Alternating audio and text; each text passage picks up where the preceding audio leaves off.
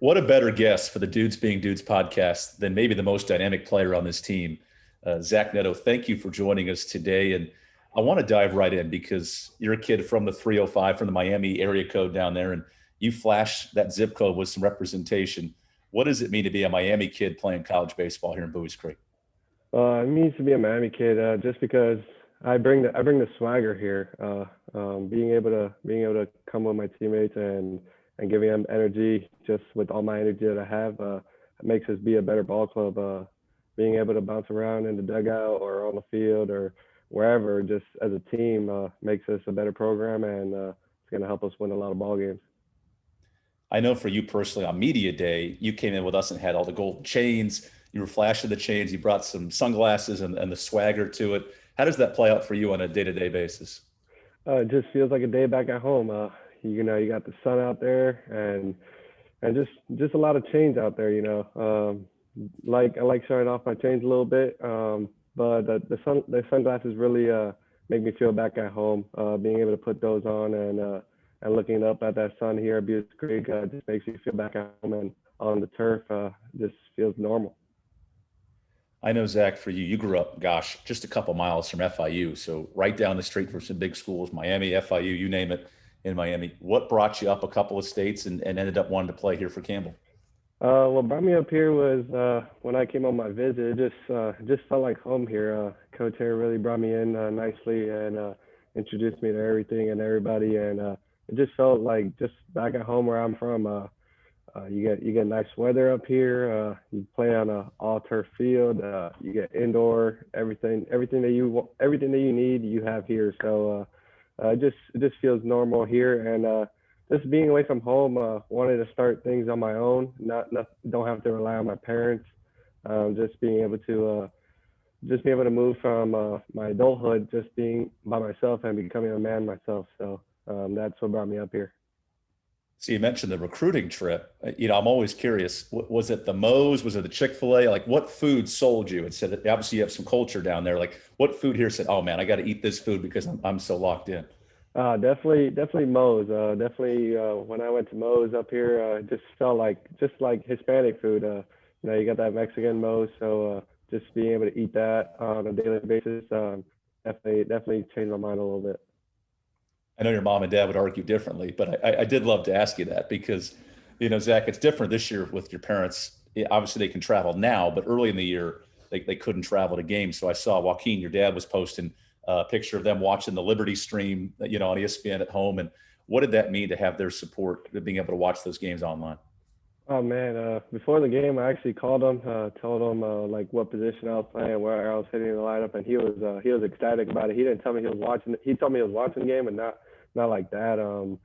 Being able to see that after the game on Twitter and him showing a lot of love for me and my family, just meant a lot to me. It makes me want to play out there every day as my hardest, and just showing what I do for them.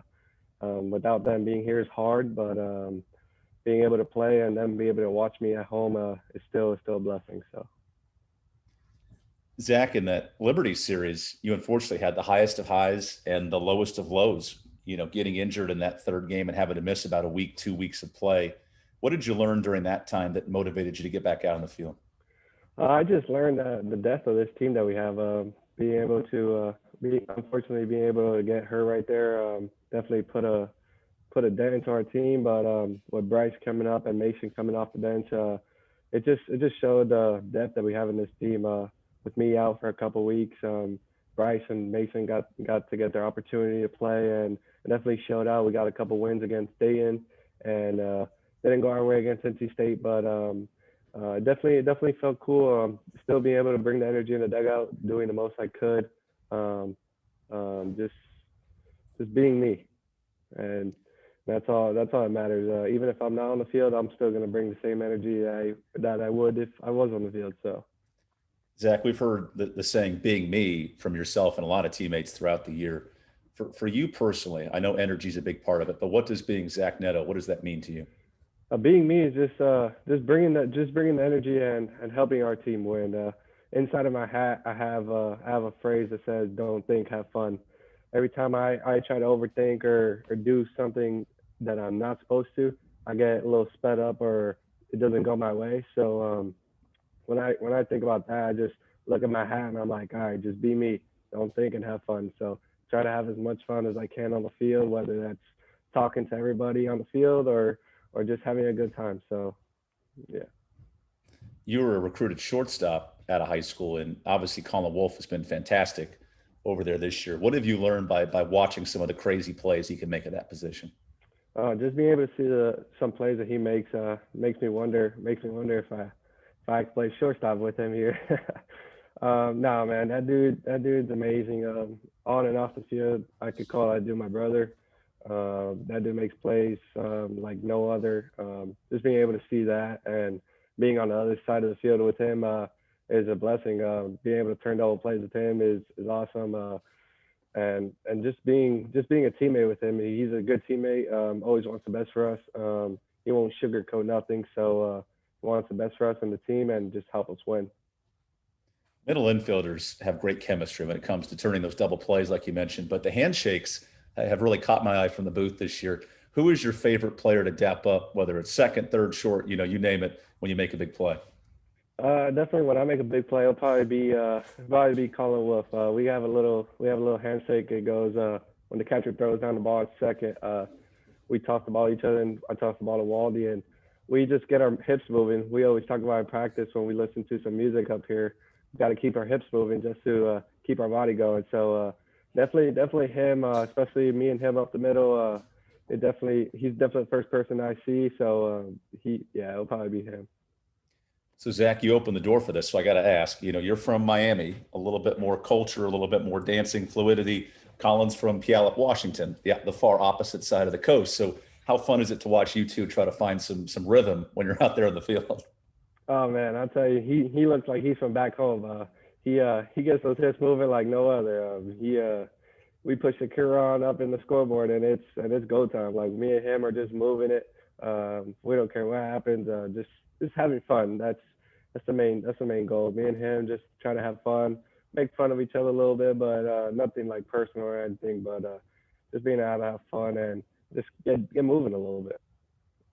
You mentioned that fun, and I think the Upstate series may have exemplified what you can do for this team, not only to come in and pitch and eventually earn the win in that game, but then to get a double late in that game as well. How do you manage all that energy and emotion that must have been going through your mind in that third game? Just being in myself. Tira mentioned a lot to me through the fall and spring. Just be myself. Being able to be a two-way here is a blessing, and being able to go out there and start at first and then come into the game with bases loaded definitely was a little shell shocking, but being able to get that out and get that zero on the board definitely helped our team and bring the energy, especially when I let off the inning with the double. Definitely got a little celebration in because I needed to get it out. But definitely brought the energy. Just wanted to get a little boost in our dugout just because it hadn't gone our way the whole day, and just because we wanted to be out there. We wanted to win both games because we needed to make a statement for ourselves. And being on the mound, just having fun. I see everyone in the dugout hyping me up and boosting me up and telling me what to do. And I was like, okay, I'll do it for you. And I just went out there and was myself, and it ended up being a good outcome. It's interesting because we don't usually see pitchers show that much emotion after getting it out. And there were a couple times in that game, sixth, seventh, eighth inning, you're walking off the mound, fist pumping, you're celebrating as you come off. What is that feeling like when you can go through a moment, get a big out, and be able to celebrate with your guys in the dugout? Oh, it feels amazing. Just being able to see all my teammates come at me when I get that last out, it just feels awesome. Being able to clap them up and give them a high five and fist pump and everything. It just feels good.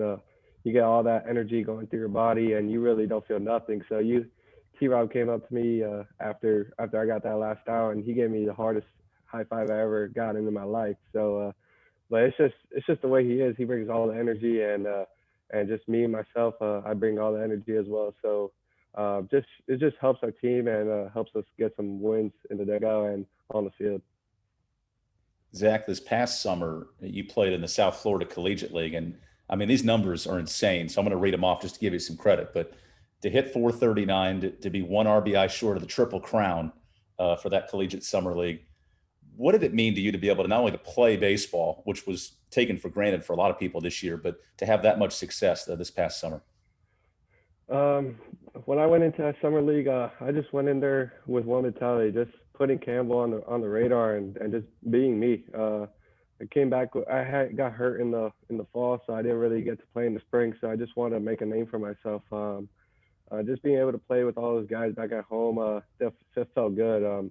Never met half of them, so being able to meet them and becoming my new friends and just being able to play baseball with them was a blessing.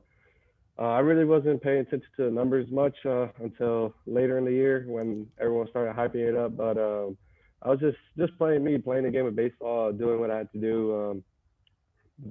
Whether that was dropping a bunt or hitting a home run or whatever, it just everything went my way, and that was the best thing about it. So just the game of baseball is just you're gonna fail 7 out of 10 times and still be a Hall of Famer, but just being able to go out there and play baseball was my main goal. Zach, you mentioned playing all over the field. We've seen you at first base, second this year, a little bit of third base as well. What's your favorite position to play on the diamond?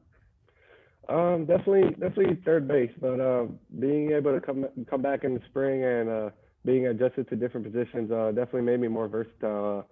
Without being versatile, is just making me a better player. Being able to play second, play first, and then get on the mound, just feels good. Being able to help my team no matter what and what position or where in the lineup, just feels good. Being able to be that guy that Coach Harris trusts to put wherever and be productive is what I like to be. So yeah. And Zach, it takes two to tango. So if you're out there with a little salsa celebration after the game, who are you picking, and how are you guys kind of celebrating the moment or having a good time? I'm definitely picking Waldy. He's my Hispanic buddy. We definitely know how to move a little bit. Me and Waldy, we're roommates, so we bump heads a little bit and we mess around. But we have the same goal. We love Spanish music, so if I had to pick someone for salsa, definitely Waldy, and being able to see him move a little bit. I don't know if he could dance, but I know I'll get my hips moving. So yeah, it'll be Waldy.